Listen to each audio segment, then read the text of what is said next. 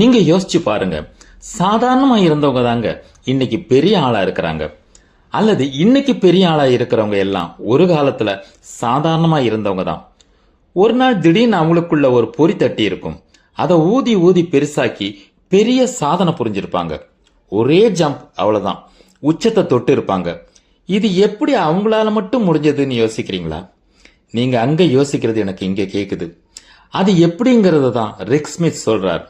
த லீப்ங்கிற அவருடைய புத்தகத்துல ரொம்பலாம் பாயிண்ட் மேல பாயிண்ட் அடிக்கிட்டே போகாம மூணு வெற்றி ரகசியத்தை சொல்றாரு. அந்த வெற்றி ரகசியத்தை கடைபிடிச்சா நீங்களும் பெரிய ஆளா ஆயிடலாம். அதுக்கு உத்தரவாதம் உண்டு. ரிக் ஸ்மித்தும் இந்த மாதிரி சாதாரண ஆளா இருந்தவர் தான். ஒரு குமஸ்தாவா ஒரு ஆபீஸ்ல வேலை செய்து மாசமே போ சம்பளமே வான்னு வாங்கிட்டு இருந்தவர் தான். அவர் ஒரு புக் எழுதினார். அது ஃபேமஸ் ஆயிடுச்சு. அவருக்கு ஏகப்பட்ட வருமானத்தையும் தேடி கொடுத்தது. எழுத்தாளரா நாடு முழுவதும் சுற்றி வலம் வந்தார். அந்த புக்கை எழுதுறதுக்கு முன்னாடி வெற்றியாளர்களுடைய வாழ்க்கை வரலாறை ஊன்றி படிச்சு பார்த்தார். அவங்க கிட்ட இருந்த 3 வெற்றி ரகசியங்களை கண்டுபிடிச்சிட்டார். அந்த 3 வெற்றி ரகசியங்களை ஒவ்வொன்னா பார்ப்போமா? நம்பர் 1, முதல்ல உங்க கலர் என்னன்னு தெரிஞ்சுக்கங்க. இது என்னடா வேடிக்கை, யாருக்கு தான் அவங்க கலர் தெரியாது? நாம எல்லாம் தினம் தினம் கண்ணாடி பார்த்துக்கிட்டு தானே இருக்கோம். கருப்பா சிவப்பான்னு நமக்கு தெரியாதா என்ன? அப்படி யோசிக்கிறீங்க இல்லையா? ஆனா அது இல்லைங்க.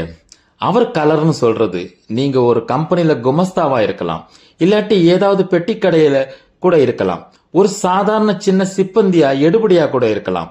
ஆனா உங்க மனசுக்குள்ள வெறித்தனமா ஒரு ஆசை ஓடிக்கிட்டே இருக்கும். என்னவா ஆகணும்னு ஆசைப்படுறீங்களோ அதுதாங்க உங்களுடைய சுயம். அதுதான் உங்களுடைய நிஜ ரூபம், சுய ரூபம். அதுதான் உங்களுடைய ட்ரூ கலர். ஒரு டாக்டர் ஆகணும், இன்ஜினியர் ஆகணும், சிஇஓ ஆகணும், பெரிய தொழிலதிபர் ஆகணும், இசைக்கலைஞரா, ஓவியரா, நடிகரா, எதுவா வேணாலும் ஆசைப்படுங்க. அதுதான் உங்க ட்ரூ கலர், அதுதான் உங்க சுயம். இதத்தான் கலர்னு ரிக் ஸ்மித் சொல்றார். ஹரியப், கலர் என்னன்னு கண்டுபிடிச்சிட்டீங்களா? சரி, இப்ப 2வது வெற்றி ரகசியத்துக்கு போவோம். கலரை கண்டுபிடிச்சிட்டா போதாது, அதை வச்சு நீங்க என்ன செய்ய போறீங்க, நீங்க எப்படி வெற்றி பெற போறீங்க அப்படிங்கிறது தான் முக்கியம். உதாரணமா, நீங்க ஒரு கிரிக்கெட் வீரர் ஆகணும்னு நினைச்சா லோக்கல் டீம் ரேஞ்சுக்கெல்லாம் யோசிக்காதீங்க. தேசிய அளவில் இடம் பிடிக்கணும்னு ஆசைப்படுங்க. அடுத்து வேர்ல்டு கப் வாங்கணும்னு ஆசைப்படுங்க. சரி, டென்னிஸ் வீரர் ஆகணும்னு ஆசைப்பட்டா விம்பிள்டன்ல முதலாளா வரணும்னு முயற்சி பண்ணுங்க. யுஎஸ் ஓபன், ஆஸ்திரேலியா ஓபன் எல்லாத்திலையும் நீங்க தான் ஃபர்ஸ்ட் வரணும்னு ஆசைப்படுங்க. முயற்சி முயற்சி முயற்சி, பயிற்சி பயிற்சி பயிற்சி, இதுதான் உங்க உயிர் மூச்சா இருக்கணும்.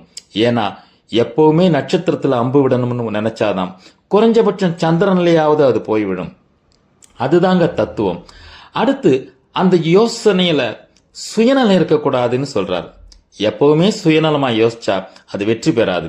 அதாவது நீங்க பெரிய கிரிக்கெட் வீரரா வந்தா அதன் மூலம் பணம் சம்பாதிக்கலாங்கிற ஒரே சுயநல நோக்கத்தோட மட்டும் இறங்கக்கூடாது. பொதுநலத்துக்காகவும் நாட்டுக்காகவும் நீங்க பாடுபடுறதா தான் மற்றவர்களுக்கு சமிக்ஞை கொடுக்கணும்.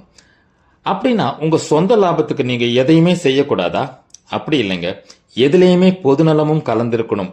அப்பதான் உங்களுக்கு உதவி செய்ய பலரும் முன் வருவாங்க. அது மட்டும் இல்ல, நீங்க என்ன செய்ய விரும்புறீங்கன்னு எல்லாருக்கும் தெளிவா புரியணும். அதுவா இதுவான்னு நீங்களே குழப்பிக்கிட்டா இவர் ஒரு மாதிரின்னு எல்லாரும் ஒதுங்கிடுவாங்க. யாருமே உதவ முன் வர மாட்டாங்க. நீங்க என்ன செய்ய போறீங்கிறத மற்றவங்களுக்கு தெளிவா புரியணும். அது ரொம்ப ரொம்ப முக்கியம். 3வது வெற்றி ரகசியம், நீங்க யோசிச்சு வச்சிருக்க விஷயம் என்னதான் உயர்வானதா இருந்தாலும் அதை நம்பி ஓவரா ரிஸ்க் எடுக்காதீங்க. கவனமா காலடி எடுத்து வைங்கன்னு சொல்றாரு. அடியாத்தே, இது என்ன விசித்திரமாயிருக்கு? பொதுவா ரிஸ்க் எடுத்தாதானே நிறைய ஜெயிக்க முடியும்னு சொல்லுவாங்க. உண்மைதான். ஆனா அதே சமயம் குருட்டுத்தனமா ரிஸ்க் எடுப்பதும் ஆபத்துல தானே போய் முடியும். இப்போது நீங்க இருக்கிற நிலையிலிருந்து அடுத்து போக வேண்டிய இடத்தை கற்பனை செய்து பாருங்க. அந்த பாதையில ஏதாவது கஷ்டங்கள் இருக்கா, அதை எப்படி சமாளிக்கிறது, இதெல்லாம் யோசிச்சு பிரமாதமா தயார் செஞ்சுக்கங்க. அதாவது ஆழம் பார்த்து காலை விடுங்கன்னு சொல்றாரு. அதுக்கப்புறம் உங்களுக்கு ஃபீல்டு என்னன்னு புரிஞ்சிடுச்சுன்னா தூள் கலப்புங்க. சாராம்சம் என்னன்னு சுருக்கமா பார்த்துருவோமா? உங்க கலர், அதாவது உங்க சுயம் என்னன்னு தெரிஞ்சுக்கங்க. அந்த யோசனைய, அந்த ஆசையை நிறைவேற்ற முயற்சி பண்ணுங்க. ஓவரா ரிஸ்க் எடுக்காம கவனமா செயல்படுங்க. இதுதான் அவர் சொல்ல வர்றது. அப்படி செஞ்சா உங்க வெற்றியை யாராலும் தடுக்க முடியாது. சரியா?